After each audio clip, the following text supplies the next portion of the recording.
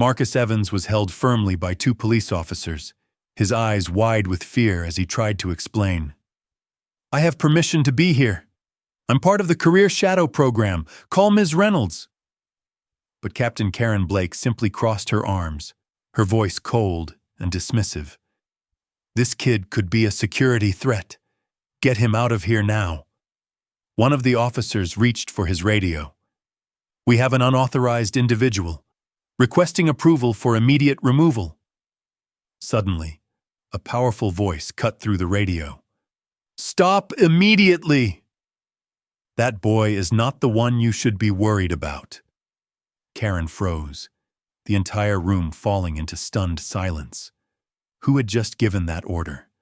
And why did their voice hold so much authority? A pilot calls the cops on a black teen, but is left speechless when his mother arrives. And she owns the airline. Now let's begin the story.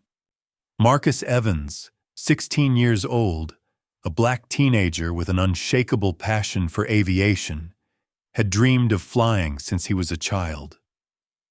While other kids spent their time chasing social media trends, Marcus memorized the sound of aircraft engines, their flight patterns, and the intricate workings of aviation.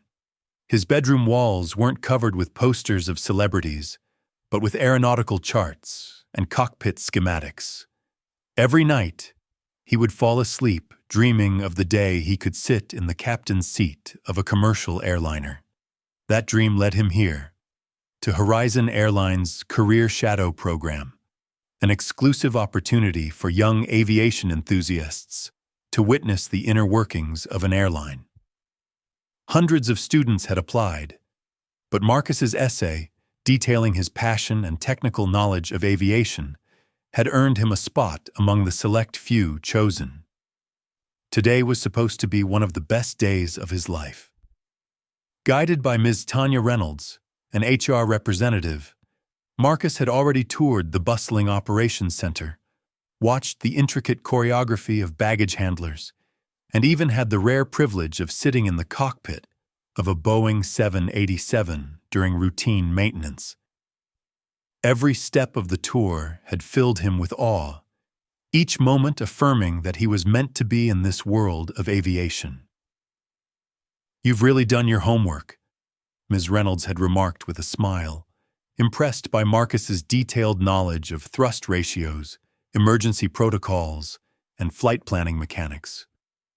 "You remind me of some of the best pilots I've worked with." Marcus had beamed with pride. "My mom always tells me, if you want something badly enough, learn it inside and out." Everything had been perfect until now. After an urgent call from her department, Ms. Reynolds had left Marcus in the pilot's lounge, assuring him that she would be back in 20 minutes. "There's a great aviation documentary playing on TV," she had said warmly. "Feel free to watch while you wait." Marcus had nodded eagerly, settling into a comfortable chair. The documentary was fascinating, chronicling the evolution of jet engines and how they revolutionized commercial flight. He was so engrossed that he barely noticed when the lounge emptied as pilots departed for their scheduled flights. That was when Captain Karen Blake walked in.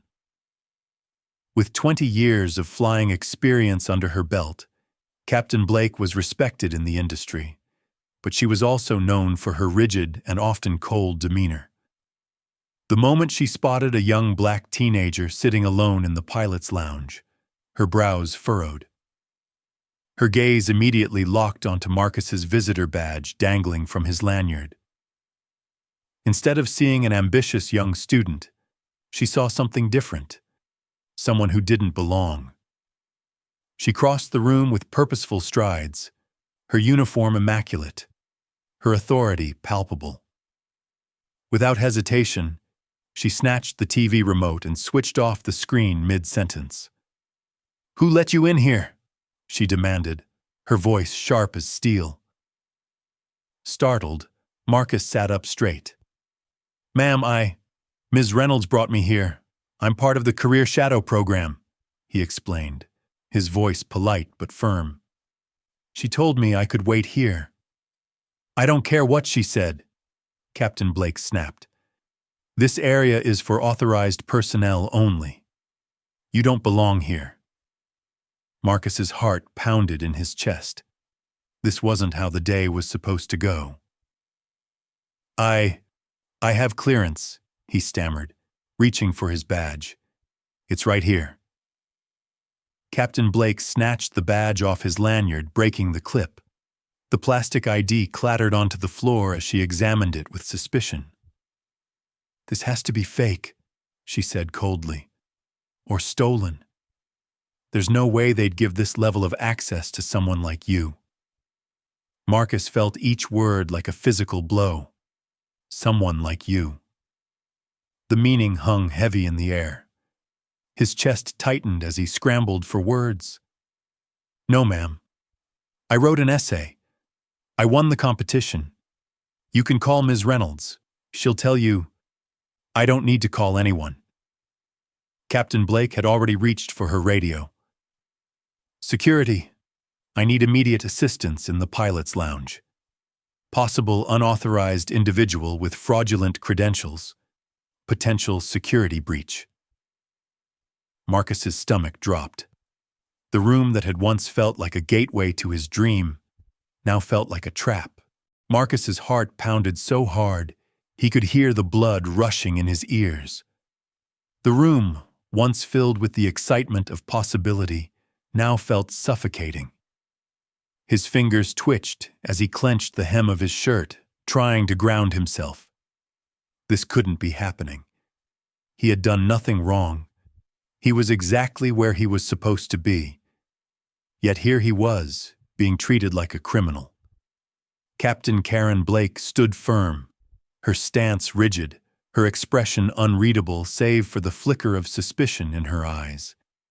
She kept her hand near her radio, as though Marcus, a 16-year-old aviation enthusiast, was some kind of imminent threat. Every second stretched painfully long. Then, the static, crackled voice of the security dispatch answered over her radio. Copy that, Captain Blake. Officers en route. ETA, 2 minutes.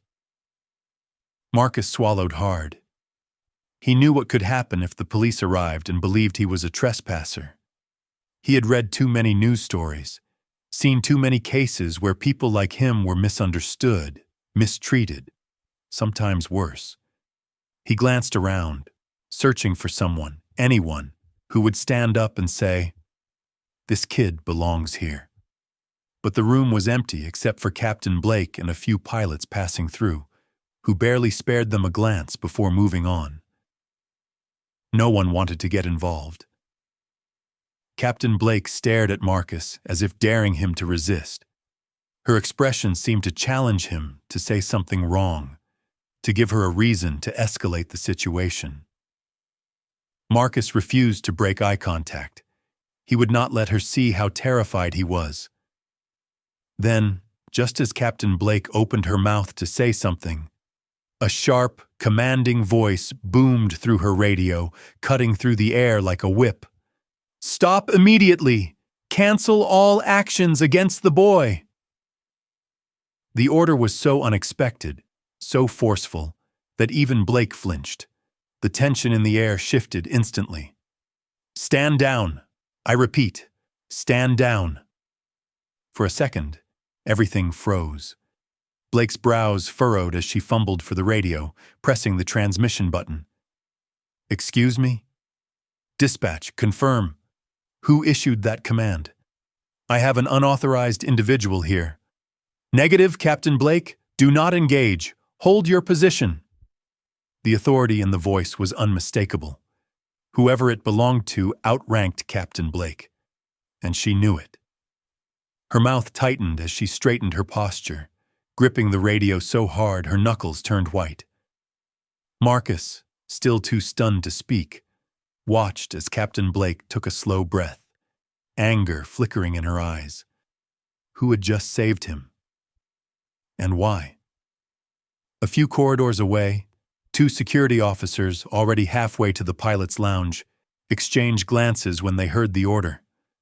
One of them, Officer Ramirez, frowned and tapped his earpiece. Dispatch.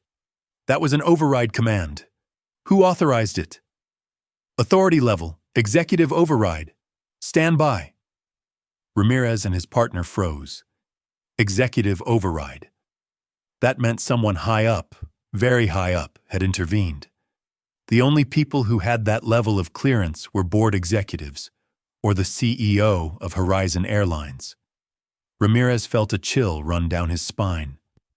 If the CEO was involved, that meant this situation wasn't just about some unauthorized teenager in a restricted area. This was something bigger. Orders received, he said, pulling back. Returning to station. Back in the pilot's lounge, Blake was still gripping the radio, her jaw tight. Who gave that order? I demand an explanation. But the radio remained silent now, the override unchallenged. Before anyone could process what had just happened, a voice spoke from the entrance of the lounge. I want to see the security footage. Now.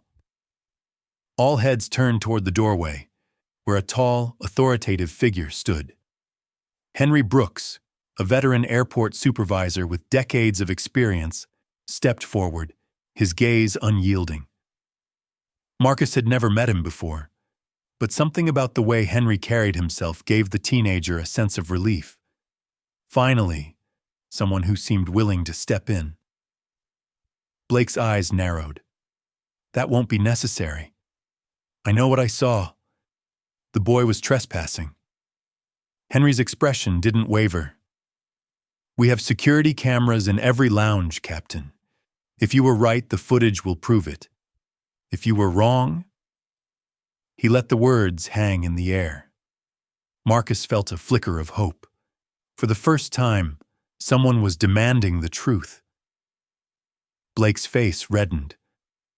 I don't need to check the footage. I know exactly what happened.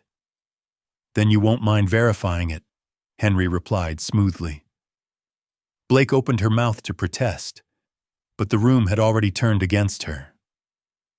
Some of the pilots who had ignored the situation earlier now watched with renewed interest. The tide was shifting. For the first time since this ordeal began, Marcus felt like he wasn't alone. Before another word could be spoken, the sound of rapid footsteps echoed down the hall. And that's when everything changed. The room was thick with tension. Captain Blake's expression remained unreadable, but the rigid set of her jaw and the way her fingers curled against her palm betrayed her frustration. Henry Brooks had backed her into a corner, and she knew it. The demand for security footage was a direct challenge to her authority, and with more eyes on her now, she could feel the tide turning. Marcus stood still, his mind racing. He knew that Henry Brooks had just bought him a moment of reprieve, but he also knew it might not be enough. He had seen how these situations played out before. It was his word against a powerful pilot's. And even though someone high up had called off security, Blake still controlled the narrative, unless he changed that. Marcus felt the weight of his phone in his pocket. His fingers brushed against the smooth surface as realization struck him. He had proof. He had started recording the moment Blake had snatched his badge, not because he had planned to use it, but because he had been afraid. And now, that fear might just save him. Taking a slow breath, Marcus pulled the phone out, his fingers steady despite the chaos swirling around him. He pressed play. The room filled with Blake's voice. You don't belong here. This area is for pilots and authorized personnel. A murmur rippled through the onlookers. Some of the pilots exchanged uneasy glances, shifting uncomfortably. But Marcus wasn't done yet. He let the recording play further. This has to be fake, or stolen. There's no way they'd give this level of access to someone like you. Someone like you. The words hung in the air like poison. A sharp intake of breath could be heard from one of the flight attendants standing near the entrance. Even Henry Brooks's expression darkened. But then came the final blow. The moment of truth. You don't belong here. Stop dreaming foolishly about becoming a pilot. Silence. Absolute suffocating silence. The recording ended, but the damage was already done. Blake's own words had just condemned her. For a moment, no one moved. No one spoke. The weight of her voice, so sharp and so laced with dismissal, rattled through the room like a gunshot. Then the first phone went up. One of the flight attendants, a younger woman, no older than 30, who had been watching from the sidelines, raised her phone and started recording. And then another. And another. In the span of a few heartbeats, the entire pilot's lounge had turned against Blake. Marcus could see it in their faces, the shift from passive observers to active participants. This wasn't just a dispute anymore. This was a reckoning. Blake took a step back, her face pale. This is taken out of context," she snapped, desperation creeping into her voice. "I was enforcing security protocols." Security protocols? Henry Brooks's voice cut through her excuses like a blade. What security threat was he posing? Watching television while waiting for his tour guide. His tone was scathing now, his patience completely gone. Or was it just the fact that you couldn't believe a young black teenager belonged in this space? A ripple of agreement spread through the gathered pilots, flight attendants, and ground staff. The murmurs grew louder. Someone in the back muttered, "This isn't the first time she's done something like this." Blake's eyes widened. She knew exactly what this meant. This wasn't just about Marcus anymore. This was about her entire career. One of the senior pilots standing near the entrance shook his head. "Captain Blake, I think it's best if you step away for now." Blake opened her mouth, but nothing came out. Her gaze darted around the room, looking for an ally, for someone to defend her. But she found nothing. No support. Only condemnation. Marcus had won, but he didn't feel victorious. He just felt tired. Henry Brooks turned to Marcus, his voice softer now. "Son, are you okay?" Marcus nodded, though his hands were still shaking. I just want this to be over." Henry gave him a reassuring nod before turning back to Blake. "Captain Blake, I'm formally recommending that this incident be reported to HR and the Ethics Committee. If I were you, I'd start preparing a statement." Blake staggered back as though she had been struck. The reality of what was happening finally seemed to hit her. Her career, the thing she had spent decades building, was crumbling before her eyes. But Marcus didn't have sympathy for her. She had done this to herself. Before anyone could say another word, the sound of approaching footsteps echoed down the hall. And then, just as things couldn't get any worse for Captain Blake, they did. Because the person who entered the room next carried more power than anyone else in this building, and she was furious. Captain Karen Blake stood frozen in place, her face devoid of color.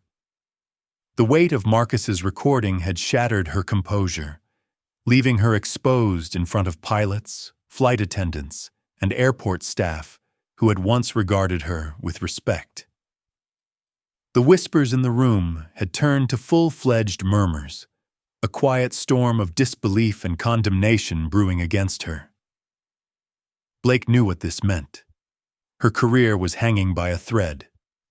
But she wasn't finished yet. She still had one card left to play. With trembling fingers, she pulled her phone from her pocket and stepped backward, just enough to create a small gap between herself and the gathered crowd. Then she dialed a number. The line rang twice before a voice, cold, controlled, and dangerously calm, answered. Karen. She exhaled sharply, forcing herself to steady her voice. It's happening. The boy had a recording. It's going viral. They're turning on me. A pause. Then the voice on the other end spoke with calculated precision. Calm down. I'll handle it. No one will dare touch you. Blake's hands clenched around her phone. I don't think you understand. Olivia is here. Another pause. This one longer, colder. Then the voice dropped to a low whisper. Listen to me carefully.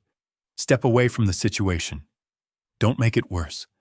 I'll call in a favor. But if this goes public, there's only so much I can do. Blake swallowed hard. What do you mean? If the CEO is involved, this isn't just a protocol issue anymore. It's a liability. I can protect you, but only if you let me work behind the scenes. Now stop panicking and do exactly as I say. Blake's breath hitched. She knew what that meant. This wasn't just about a misunderstanding or disciplinary action. This was about a system that had kept people like her safe, a system that had protected her before and was ready to do it again. She turned slightly, her eyes scanning the room. Everyone was still watching her, waiting to see what she would do next. Her mind raced. She had been shielded before. She had dismissed complaints. She had gotten away with behavior that should have cost her everything. And it had all been because of one man, Richard Coleman, the Deputy Chief Operating Officer of Horizon Airlines. He had protected her before, covered for her, made complaints disappear. And now, he was offering her protection again. Blake took a deep breath. She couldn't afford to fall apart now, not in front of them. So she slid her phone back into her pocket and straightened her posture. The color had returned to her face, but this time, it was something different, something colder. She wasn't going down without a fight. Meanwhile, just outside the pilot's lounge, a different conversation was unfolding. Elliot Chambers, the Senior Vice President of Operations, stood with Olivia Evans, his face twisted in frustration as he scrolled through the messages flooding his phone. "This is worse than we thought," he muttered. Olivia's gaze remained sharp, unwavering. "How deep does this go?" Chambers let out a slow exhale. "Deep. Richard Coleman has been protecting her for years. Every complaint against her. It's been buried. He's pulled strings to keep her out of disciplinary action, using his influence to make sure she stays untouched. And now, with this incident, he's going to do everything he can to bury this too." Olivia's jaw tightened. "He won't succeed. Not this time." Chambers hesitated. "Olivia, you know what you're going up against, right? Coleman isn't just some executive. He's connected. He has influence over board members. If he decides to push back, this won't just be about Karen Blake anymore. It'll be a battle against the system that's been protecting her." Olivia's voice was ice. "Then we bring the system down with her." She turned sharply and marched toward the lounge. Inside, Karen Blake had just begun to regain her composure, her mask of control slipping back into place. But when Olivia Evans stepped into the room, the entire energy shifted. The murmurs stopped. The tension snapped into focus. Because now, it wasn't just about Marcus. It wasn't just about Karen Blake. It was about something far bigger. And Olivia Evans was ready for war. A ripple of tension spread through the pilot's lounge as the heavy doors swung open once more. The faint murmur of voices died instantly. A group of executive security personnel entered first, their presence alone commanding attention. They took position along the walls, their expressions unreadable, their movements precise. Behind them, a handful of high-ranking Horizon Airlines officials followed, their faces set in stone, their gazes locked on the confrontation unfolding before them. And then she arrived.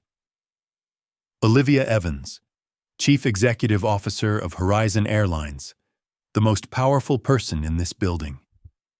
Dressed in a flawlessly tailored charcoal gray power suit, she moved with absolute authority, her sharp heels clicking against the floor in perfect rhythm. The energy in the room shifted instantly. Every pilot, flight attendant, and staff member stiffened, recognizing the presence of someone whose very name carried weight. Karen Blake's breath caught in her throat. This couldn't be happening. She had assumed that someone high up had issued the override on security. She had even suspected that a senior executive was watching closely. But she never imagined that the CEO herself would come. And worse, she never imagined that the boy she had humiliated was Olivia Evans's son. The moment Olivia stepped fully into the lounge, she did not stop. She did not hesitate. She did not acknowledge anyone else in the room. Her eyes were locked onto one person. Marcus. Her expression remained controlled, but there was an unmistakable fire burning behind her gaze. As she reached him, she gently placed her hands on his shoulders, scanning his face as if to make sure he was truly okay. And then, without caring about the dozens of stunned eyes watching, she pulled him into a firm embrace. Marcus exhaled shakily, feeling the tightness in his chest loosen just slightly. His mother's presence alone was grounding. Safe. She didn't ask if he was okay. She already knew the answer. Finally, after a long moment, Olivia pulled back just enough to turn toward Karen Blake. Her gaze was like a razor's edge. Cold, precise, dangerous. Her voice, when she finally spoke, was low and lethal. "This is my son." The entire room froze. A stunned silence settled over the space as the full weight of those words sank in. Karen's face drained of color. Her hands trembled at her sides. Her lips parted, but no sound came out. This was worse than she had ever imagined. This wasn't just an HR issue anymore. This wasn't just a complaint or an internal review. She had insulted, accused, and attempted to have the son of the CEO arrested. Karen's breathing turned shallow. "Ma'am," Olivia raised a hand. Just a slight movement, but enough to make Karen shut her mouth instantly. "Do not speak." The authority in her voice left no room for argument. Olivia turned, her sharp gaze sweeping across the room, taking in every single face. "I want to be very clear about something," she said, her tone cool, controlled, but carrying a force that made the walls themselves feel smaller. "This is not just about my son. This is about the fact that an employee of this airline, a senior captain, chose to humiliate a young student, an invited guest, simply because she assumed he did not belong." Her words landed like a blow.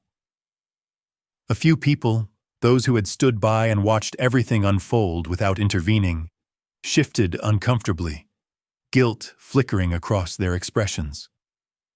Karen grasped at a final defense. "Mrs. Evans, if I had known—" "That he was my son?" Olivia cut in, her voice sharp and unforgiving. Karen flinched. Olivia took a step closer. "Would that have changed anything? Would you have treated him differently? Would you have stopped yourself before making false accusations, before trying to have him removed, before belittling him in front of your peers?" Karen had no answer, because they both knew the truth. If Marcus had been anyone else, if he hadn't had powerful connections, his story would have ended differently, and that truth was unforgivable. Olivia inhaled, then exhaled slowly, as if restraining herself. "I will not allow anyone, to use their power to gatekeep this industry from those who are just as capable, just as worthy. She turned to Elliot Chambers, the senior VP of operations, who had been watching everything unfold from a few feet away. Elliot, what's the official policy on discriminatory behavior at Horizon Airlines? Elliot didn't hesitate. Zero tolerance, immediate investigation, and if found guilty, termination. A visible shudder ran through Karen. Olivia nodded, satisfied. Then let's not waste time. Effective immediately, Captain Karen Blake is suspended without pay, pending a full investigation into her actions. Her access to Horizon Airlines facilities is revoked until further notice. A review of her past behavior and any prior complaints will also be conducted. Karen took a shaky step forward.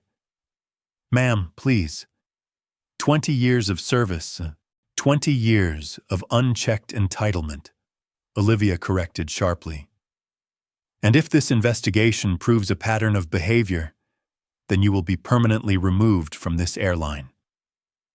Karen's entire body went rigid. The end was here. Her career, everything she had built, was crumbling. Security stepped forward, waiting for Olivia's final command. She gave Karen one last, piercing look. You have 30 seconds to leave my building. The silence was deafening. Karen swallowed hard, her world crashing down around her. She turned, her steps shaky, unsteady, as she walked toward the exit. No one moved to stop her. No one offered her sympathy. No one spoke in her defense. And as the doors closed behind her, the tension in the room finally broke. Olivia exhaled and turned back to her son. Come on, Marcus, let's go. Marcus nodded, but before following her out, he took one final glance at the room. So many people had witnessed what happened that day. But how many of them would remember it? How many of them would actually change? He clenched his fists. He wasn't done yet. And neither was his mother. The pilot's lounge was still buzzing with tension long after Karen Blake had been escorted out. But Olivia Evans wasn't finished, not by a long shot. She turned to Elliot Chambers, her eyes sharp with purpose. Elliot, I want everything on my desk, every report, every internal complaint that has ever been filed against Captain Blake. I want to know who covered for her, who protected her, and why this was allowed to continue. Elliot nodded immediately. Understood, ma'am. I'll have my team pull the records now. Olivia's voice remained cool, but there was no mistaking the fury simmering beneath the surface. We are not just dealing with a single bad actor. Karen Blake was allowed to thrive in this environment because the system protected her. And I want to know who in my company thought they had the power to override our policies, our ethics, and our values. Within minutes, a Horizon Airlines compliance officer arrived, a thick folder in his hands. He handed it to Olivia with a grim expression. Ma'am, this is everything we could pull immediately, but there is more. Our records show that Blake has had 3 formal complaints against her in the past 5 years for discriminatory conduct. 2 from junior pilots and 1 from a flight attendant. Olivia's grip on the folder tightened. And? The compliance officer hesitated. All 3 cases were dismissed before reaching HR review. The records show that they were handled internally. Olivia's jaw clenched. Internally? By who? Elliot Chambers flipped through the file, his expression darkening. Richard Coleman. Silence fell over the room. Marcus watched as his mother's posture stiffened, her expression turning even more unreadable. He had never seen her this furious, not even when she first walked into the lounge. Get Coleman in my office, now. Olivia's voice was deadly calm. And make sure legal is there. The compliance officer nodded and hurried out. Elliot exhaled, shaking his head. This explains everything. He buried the complaints, protected her, probably protected others just like her. Marcus's stomach churned. So, she wasn't the first? Elliot hesitated, then looked away. I doubt it. And unless we start digging, she won't be the last. Olivia took a deep breath, exhaling slowly. When she spoke, her voice was unshakable.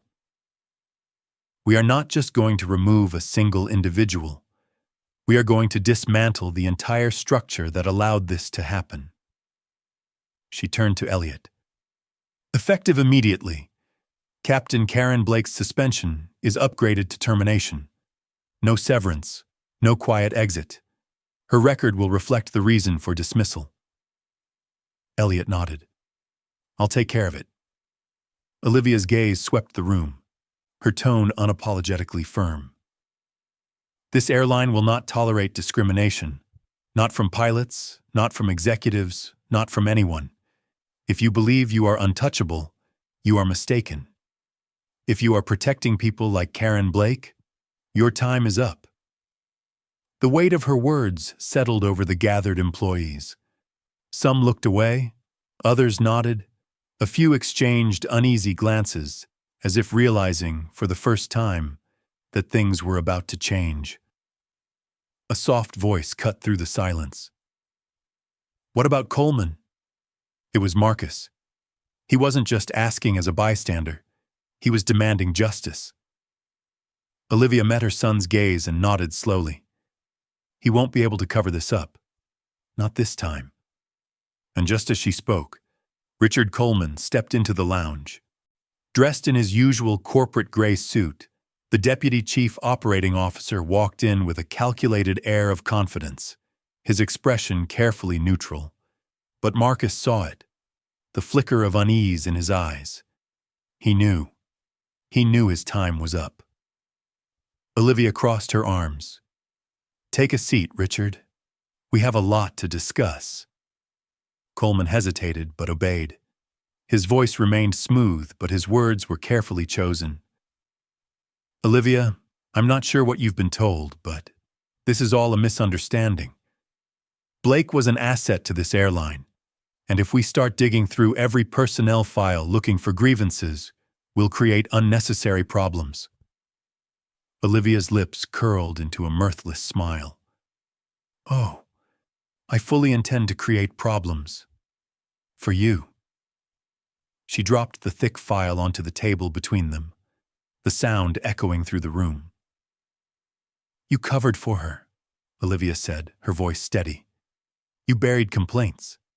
You silenced people. You allowed someone with multiple offenses to remain in a position of power where she continued to abuse it. And you think I'm going to let that slide? Coleman's expression flickered. I acted in the best interest of the company. I prevented unnecessary scandals. You protected a racist. Olivia's voice cut through his excuses like steel. And you did it at the expense of our employees, our integrity, and our future. The room held its breath. Coleman opened his mouth, but no words came out, because there was nothing he could say. Olivia leaned forward slightly, her gaze piercing. Your authority is revoked.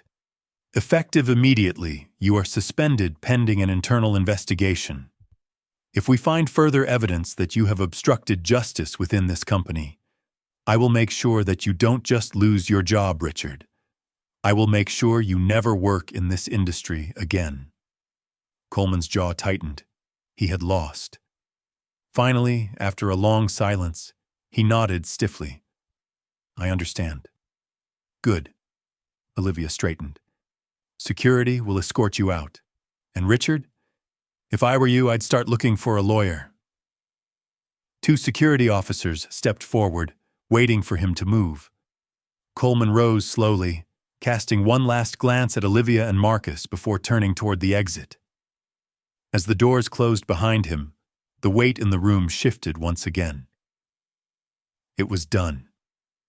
The system that had protected Karen Blake for so long? It was crumbling, and as Olivia turned back to Marcus, she knew this was only the beginning. The tension in the room had finally begun to settle. Karen Blake was gone. Richard Coleman had been removed. The power that had once shielded them had crumbled in front of everyone's eyes. And yet, Marcus didn't feel victorious. As he watched the doors close behind Karen, his expression remained unreadable. He didn't gloat. He didn't smirk. He didn't feel the satisfaction that so many in the room expected him to feel. Instead, he felt empty. His mother, standing beside him, noticed his silence. She studied him carefully, waiting. Finally, after a long moment, he spoke. His voice was quiet but steady. "Mom, Karen isn't the only one like this, is she?" Olivia Evans stopped in her tracks. The question hung heavily in the air between them. Slowly, she turned to face him, meeting his gaze. There was something new in his eyes, something deeper than anger, something more powerful than frustration. It was understanding. She exhaled. "What do you mean?" Marcus clenched his fists, holding her gaze with unwavering intensity. "If I wasn't your son, would anyone have believed me? How many other kids have been treated like me but had no one to protect them?" Olivia felt those words hit her like a wave. She had spent the last several hours fighting for her son, using her power, her influence, her authority to dismantle the injustice that had nearly crushed him. But how many other kids had stood in his place? How many had faced the same cruelty, the same barriers, but had no one to fight for them? She had won a battle today. But Marcus had just reminded her, the war wasn't over. She let out a slow breath, a proud but sad smile appearing on her lips. "So what do you want to do?" Marcus didn't hesitate. He had already made his decision. "I want to help other kids. I want to create a program to protect people who have dreams like mine, so that no one else has to go through what I did." Olivia's chest swelled with emotion. Her son, her brave, brilliant son, had gone through hell today. But instead of letting it break him, he was using it to build something greater. She reached out, squeezing his shoulder firmly. "Then we'll do it. Together." Marcus nodded, his resolve unshakable. He wasn't a victim anymore. He was a leader, and together they were going to change everything. The story of Marcus Evans is more than just one of struggle and triumph. It's a wake-up call. How many dreams have been crushed before they even had the chance to take flight? How many voices have gone unheard simply because they didn't have the power to fight back? Marcus was lucky. He had someone in his corner. But not everyone does. This isn't just about one boy standing up to injustice. It's about all of us. It's about the people who refuse to stay silent when they see unfairness. It's about holding those in power accountable. And most importantly, it's about making sure that doors stay open for the next generation, so no one is ever told they don't belong. If this story resonated with you, if it made you think, if it made you feel, then be part of the change. Speak up. Stand up. Support those who need a voice. Because true justice isn't about one victory. It's about creating a world where these battles don't have to be fought at all. Thank you for watching. Like, share, and subscribe to help bring more stories like this to light. Let's keep the conversation going. Let's keep making a difference. Because the sky belongs to everyone,